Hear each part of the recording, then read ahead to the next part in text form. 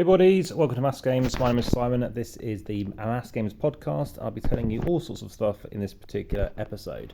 But let's start off with what I tend to do, which is, in this case, it was for the month of August, 201 plays, 7 locations, 72 players, 38 of which were named. There were 6 games we once again played at least 6 times. It's a very common occurrence. And also in total amount of games played, it was 71, of which 35 my copy and 33 new to me, over 171 hours in the last 31 days. In fact, 31 days in August, and that's how many days I played. Places including Reading and Hampshire, Scotland, Fleet, Tilehurst, Basingstoke and Southcote. Ilios was the most played game, and you can also check that video on the channel along with Flamrouge BMX. Just Google AmassGames Ilios or AmassGames Flamrouge BMX, amongst other things. Arcs as well was one of the most played games, so do check out in terms of duration that particular video. Just Google AmassGames and Arcs. So let's start off with what I played since this last episode went live, which was the 21st, I believe, of August. So going back to that date, games that I happen to have played include Sherlock 13, Crisps, Nacho Pile. So Sherlock 13 is a deduction game. Just Google AmassGames and Sherlock 13 for that one. Nacho Pile, again, Google AmassGames and Nacho Pile for how to play that one. That is a push-a-lot game with like nacho chips. Sagrada was also played. So this is a game whereby you're placing out dice, trying to meet various patterns, various objectives, both public and private, and getting the best score. So the Mountain Goat's another push-a-lot game. Also played Distilled. It's my first time playing that. It's against someone who's very good at it, who owns the game. Kind of grasped it. That was very good, but I think I need to play a bit more to kind of get more of a gist for it if it's for me. And also High Season Grand Rostria, or in this case it was called Grand Hotel Roll and Write. And I'm actually thinking I might prefer it over the original, because the original has a huge downtime and it isn't very luck friendly if you do get a poor roll. There are mitigations, but I don't think it's enough. And it's a terrible downtime beyond 2. So for that reason, I do really like the roll and write version. Loads of other games to play though. Sust, All Sorts, try this out. This is a 15-year-old game, in fact, almost 15, and particularly for All Sorts. There's lots of different versions of Sust. So again, we're seeing how much you know somebody else. It's a very quick icebreaker kind of game. Another game which is kind of a Russian game, which no one seems to know exactly what it's called, but it's like called Tor or something like this. And yeah, you're trying to just find things on a map for somebody else, and it's a good like learning language kind of game. Ages 4+, and there's a black and white version, ages 8+. I have made a video, it'll be live soon, so obviously like, subscribe, hit the notification bell over on YouTube, and by all means do slow this down if I'm going too fast. Micro Macro Crime City Showdown. This was the penultimate case for the main set, so this is Masquerade of the Dead Baron. I know it was a 6 out of stars difficulty, which is beyond the highest difficulty it's ever listed before. So I had taken some time before I got around to wanting to play it, but it didn't take too long after all that. Basically involves characters dressing up, and then you've got to figure out obviously who's who. Arc Nova as well. So this happened to be played, as well as more games of Ito, which you'll find more on the channel in a bit. So that'll be live this month.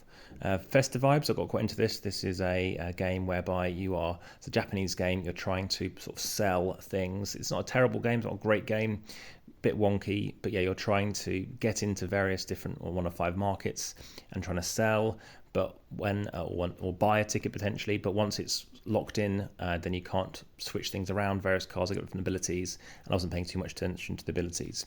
Everdell, the complete collection, I played with the storytelling, the player powers, Pearlbrook and Belfair, all kinds of different stuff. I played with Axolotl against a fox, and also check out my videos for Belfair and for Pearlbrook. This is a deck building, we're talking about. It's a tableau building game with worker placement.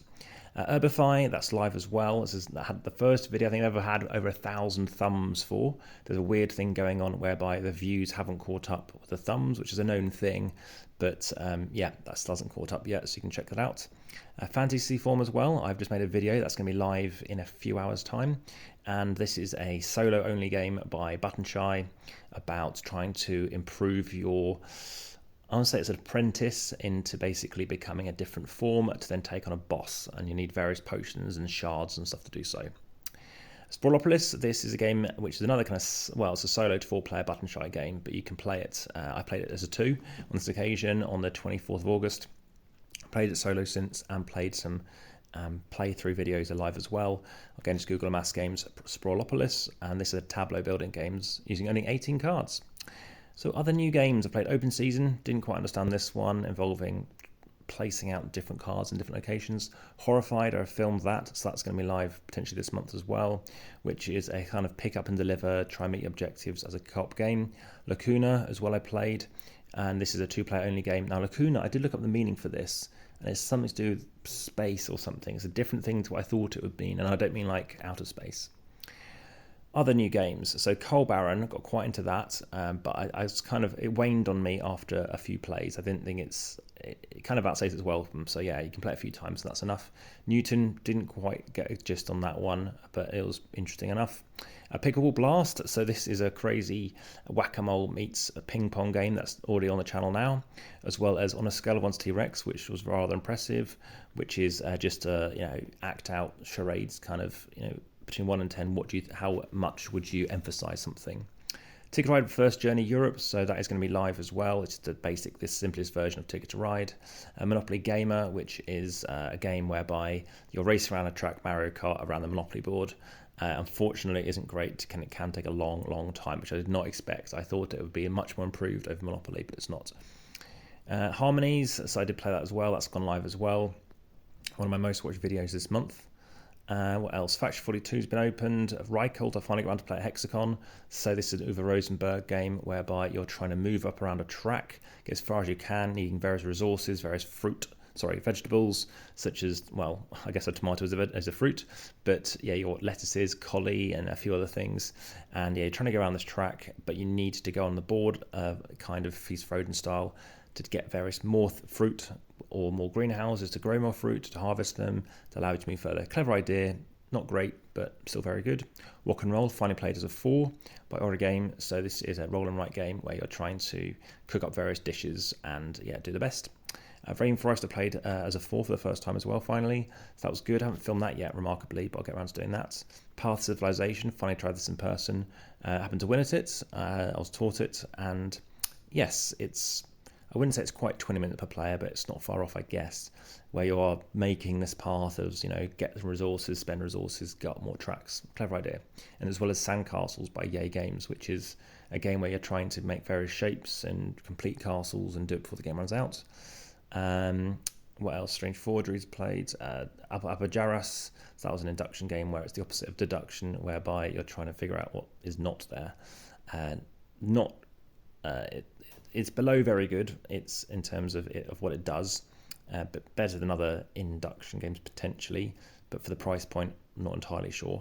As for Abajaras, this is a Tokaido-like game. You go around a board trying to get as many points as you can, collecting fruits, delivering fruit, and obviously doing better than your opponents before they can complete other objectives too. Heat Pedal Metal, played that as well. Talked about that before. It's a racing game using cards, and you're trying to maintain your heat. Amygdala, so I have recorded this. This is going to be live soon as well.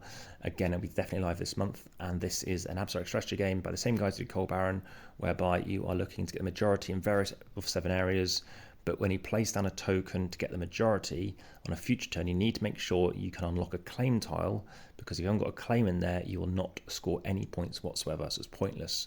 But of course, you probably don't want to place a claim tile until you at least put one of your tokens in there, so it's a bit swinging like that. Heart of Crown Fairy Garden, we're getting lovely plays of this. Very much, very, very similar to Dominion. We'll do a full video for that, which I was tempted to do today, but I'll get around to it. As well as Tiny Epic Tactics Deluxe Edition as a 4, and also Stupefy as a 4. So Tiny Epic Tactics, haven't mentioned on the podcast perhaps, but I have filmed a few videos a couple of years ago, and this is, literally tactics cards tells you, okay, I can do this on my turn, I can do that, I'm trying to influence this, and ultimately get the most points by controlling different areas or eliminating an opponent. Whereas Stupefy is a reimplementation of Clash and Guns, whereby you are casting a spell at someone and trying to collect cards from the centre to deliver to your house, obviously Harry Potter, Hogwarts house, and obviously do the best. Grey Eminence have opened as well, which is a negotiation 3 to 5 player game, and I think that kind of covers everything off until tomorrow. So that pretty much covers that off. I've been mocked online, and that's been annoying, but that's is what it is. But it has led to some positive stuff, like my subscriber counts have jumped, in particular actually on TikTok it's gone up by about 50%, and I've also benefited from a few other things, such as these crazy amount of thumbs, like 4,000 extra thumbs in the last week, and that's had some extra benefit. Well, prior to that, in fact, YouTube said I've actually hit over 10,000 thumbs, and they sent me like a food meal in terms of a voucher I can redeem in a restaurant, which is really nice, as well as some like meditation things for 3 months and a few other things, as well as some adventure sports stuff, which unfortunately aren't that local to me, but things such as trying out what's it called, I guess skydiving, but in a tunnel kind of thing where they sort of blow air up at you. But that's kind of it for now. More games lined up, obviously the next Hexicon 2.